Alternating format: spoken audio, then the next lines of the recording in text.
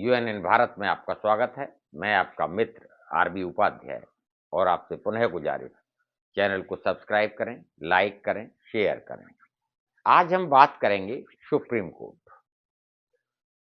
Supreme court ने चिंता जाहिर की है और एक याचिका की सुनवाई के दौरान कहा है कि जरूरत पड़े तो पीएम को भी न छोड़े, ऐसा चुनाव आयुक्त, मुख्य चुनाव आयुक्त देश को चाहिए। यानी क्या है, संवैधानिक संस्थाएं अपना दायित्व ठीक से नहीं निभा पा रही हैं। प्रश्न उठना स्वाभाविक है। जब देश की सर्वोच्च अदालत प्रश्न खड़े करती है तो आम जन मानस में भी कहीं न कहीं उसकी क्रिया या प्रतिक्रिया देखने को मिलती है। जिस तरीके से हम देख रहे हैं कि जो संवैधानिक संस्थाएं हैं, चाहे वो मोरबी पुल हादसा हो या दूसरे, अभी हम चुनाव की भी बात करें तो हिमाचल का और गुजरात का चुनाव एक साथ होना और वोटों की काउंटिंग 8 तारीख को होना, जबकि हिमाचल में 1 महीने पहले चुनाव करा लेना, गुजरात में 1 महीने बाद चुनाव, उसके बाद दिल्ली में चुनाव की घोषणा, जिससे आम आदमी पार्टी गुजरात में अपना प्रचार न कर पाए और दिल्ली में लगी रहे। यानी बहुत सारे एग्जाम्पल देखने को मिल रहे हैं। ऐसे में प्रश्न उठना स्वाभाविक है कि राहुल गांधी के नेतृत्व में चल रही पद यात्रा पर बच्चों पर प्रश्न खड़े किए जाते हैं और तो और नेशनल चाइल्ड राइट कमीशन का नोटिस भी पहुंच जाता है। वहीं माननीय प्रधानमंत्री एक बच्ची के साथ चुनाव कैंपेन करते हैं। चुनाव के दरमियान वहां संवैधानिक संस्थाएं चुप हो जाती हैं, मौन धारण कर लेती हैं। कोई पूछने वाला नहीं, कोई एक्शन नहीं और तो और बोलने की हिम्मत नहीं। ऐसे में स्वागत योग्य कदम माननीय सुप्रीम कोर्ट ने जो प्रश्न उठाए हैं, वाजिब हैं। लोकतंत्र में संवैधानिक संस्थाएं अगर इतनी बौनी हो जाएंगी तो मैं समझता हूं संविधान और संवैधानिक संस्थाएं सभी बेमानी नजर आएंगे और जो जनता का विश्वास है, चाहे वो चुनाव आयोग में, चाहे वो सुप्रीम कोर्ट में या दूसरी संवैधानिक संस्थाओं में, वो कमजोर होगा, ऐसा सुप्रीम कोर्ट ने कहा है। सुप्रीम कोर्ट ने साफ कहा, यस मैन यानी कमजोर घुटने वाला और कंधे वाला, तो क्या मुमकिन है कि वो पीएम के खिलाफ एक्शन ले सकता है? यह सिस्टम पूर्ण रूप से ब्रेकडाउन है। यानी सिस्टम के ब्रेकडाउन का कहीं ना कहीं साफ साफ तस्वीर माननीय सुप्रीम कोर्ट ने प्रस्तुत की है। जिस तरीके से संवैधानिक संस्थाएं मौन है और चुनाव आयोग पर पहले भी प्रश्न उठते रहे हैं और प्रश्न उठना स्वाभाविक है, उनके उत्तर नहीं मिल पाते हैं। ईवीएम के ऊपर भी प्रश्न खड़े हुए, क्योंकि जो विकसित राष्ट्र हैं, जहां जो ईवीएम का प्रयोग नहीं करते हैं वहां बैलेट का प्रयोग होता है। हमारे देश में ईवीएम पर भी कोई भी दल, विपक्षी दल हमेशा ईवीएम पर प्रश्न खड़े करता रहा है, लेकिन उनका निस्तारण आज तक नहीं हुआ। क्यों नहीं हुआ, यह समझ से परे है। जब बीजेपी विपक्ष में थी तो मुझे याद है पूरी किताब लिखी गई थी ईवीएम के ऊपर कि ईवीएम के क्या साइड इफेक्ट हैं, हैक हो सकती है, सत्ताधारी दल उसमें बेईमानी कर सकता है, बीजेपी आरोप लगाती थी। आज बीजेपी सत्ता में है तो वो कहती है ईवीएम ठीक है, ईवीएम में कोई गड़बड़ी नहीं है, ईवीएम से ही चुनाव होंगे।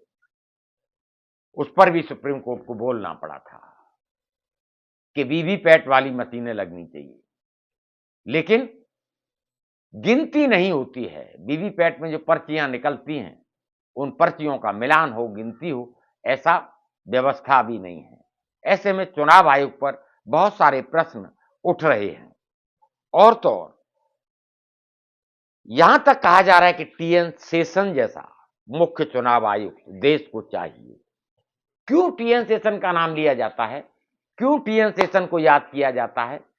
टीएन शेषन एक ऐसे मुख्य चुनाव आयुक्त थे, हम देखते थे, शायद जो नई जनरेशन है उसको याद ना हो, लेकिन हम सबको याद है, झंडे, बैनर, पोस्टर, दीवालें चुनाव पर पूरा जो प्रचार तंत्र था उस पर बहुत बड़ी रोक टीएन शेषन ने लगाई थी, खर्चे पर अंकुश लगाया था। चुनाव सुधार हुए थे, चाहे वो सत्ताधारी दल हो, वो झुके नहीं, टूटे नहीं, कोई समझौता नहीं किया।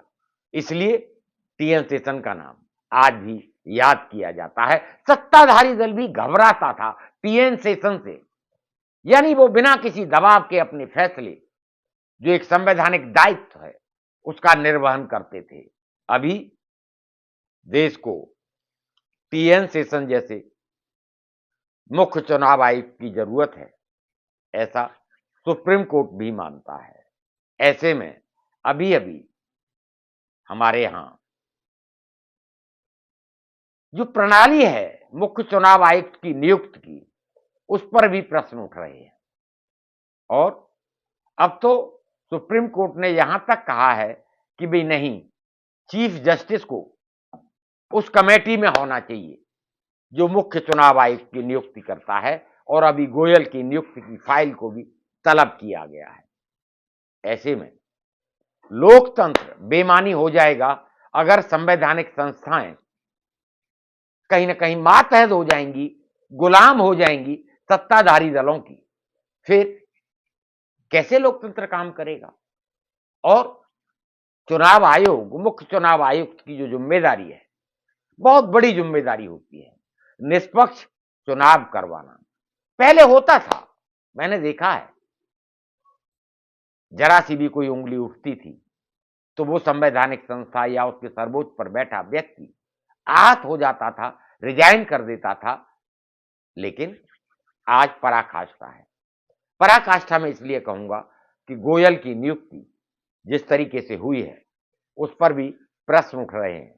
बीआरएस दिलाना और तुरंत नियुक्ति कर देना, और अभी जो चुनाव आयुक्त हैं उनका रवैया, माननीय प्रधानमंत्री, माननीय गृह मंत्री उनकी सभाओं में, और वहीं विपक्षी दल जो कवायद करते हैं, धरना प्रदर्शन या प्रचार करते हैं, देखने को मिलता है। उत्तर प्रदेश के इलेक्शन में भी बहुत सारे प्रश्न उठे थे, विपक्ष ने सत्ताधारी दल पर बहुत सारे प्रश्न खड़े किए हुए थे, लेकिन कोई उत्तर नहीं मिला।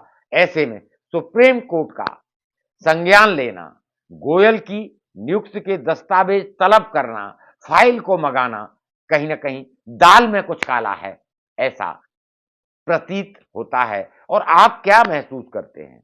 आप भी देख रहे हैं, जो चुनाव आयुक्त हैं, मुख्य चुनाव आयुक्त हैं या चुनाव आयोग है, उसकी कार्य प्रणाली क्या आप निष्पक्ष मानते हैं? आप अपने कमेंट्स द्वारा हमें अपनी राय से अवगत करा सकते हैं। सुप्रीम कोर्ट सख्त है, सुप्रीम कोर्ट को याद टीएन शेषन की आई है। तो ऐसे में मैं समझता हूं कि जो हम चुनाव सुधार की बात करते हैं, चुनाव आयोग की बात करते हैं, शायद उसमें कुछ तब्दीली आए और मुख्य चुनाव आयुक्त की नियुक्ति में सुप्रीम कोर्ट के सीजेआई का शामिल होना सुनिश्चित होगा। तो मैं समझता हूं कुछ पारदर्शिता बनेगी, और जो कमजोर हुआ है विश्वास चुनाव आयोग के प्रति, मुख्य चुनाव आयुक्त पर जो उंगलियां उठ रही हैं, शायद उनके उत्तर मिल पाएंगे और व्यवस्था चुस्त और दुरुस्त हो पाएगी। यही तो खासियत है लोकतंत्र की। लोकतंत्र में सभी संवैधानिक संस्थाएं अगर संवैधानिक दायरे में रहकर अपनी जिम्मेदारी का निर्वहन करेंगी तो सुप्रीम कोर्ट को या दूसरे न्यायालय को किसी को उंगली उठाने की जरूरत नहीं पड़ेगी। हो रहा है, घालमेल जरूर है कुछ, इसीलिए सुप्रीम कोर्ट को चिंता जाहिर करनी पड़ी है। पुनः आपसे गुजारिश, हमें कमेंट्स करिए, अपनी राय से अवगत कराइए, क्योंकि गोयल की नियुक्ति हो चुकी है, बीआरएस दिलाया गया है, फिर चुनाव आयुक्त बना दिया गया है। इसमें कोई चालाकी तो नहीं है। प्रश्न उठ रहे हैं, 19 तारीख को चुनाव आयुक्त बनाया गया था, अब आगे सुप्रीम कोर्ट इस पर क्या कार्रवाई करता है, सबकी नजर इस पर बनी रहेंगी। और मैं समझता हूं जो संवैधानिक संस्थाएं हैं वो अपना उत्तरदायित्व संविधान के दायरे में रहकर, मैं बार बार कहता हूं, जो भी संवैधानिक संस्थाएं उनका उत्तरदायित्व, वो उत्तरदायी हैं, संविधान के प्रति जवाबदेही उनकी है। उनकी जवाबदेही सत्ताधारी दल के साथ नहीं है, वो सत्ताधारी दल की मातहत नहीं है। इस तरह से निर्भीक होकर काम करना होगा तो लोकतंत्र मजबूत होगा। और पुनः गुजारिश, कमेंट्स करें, चैनल को सब्सक्राइब करें, लाइक करें, शेयर करें। नमस्कार।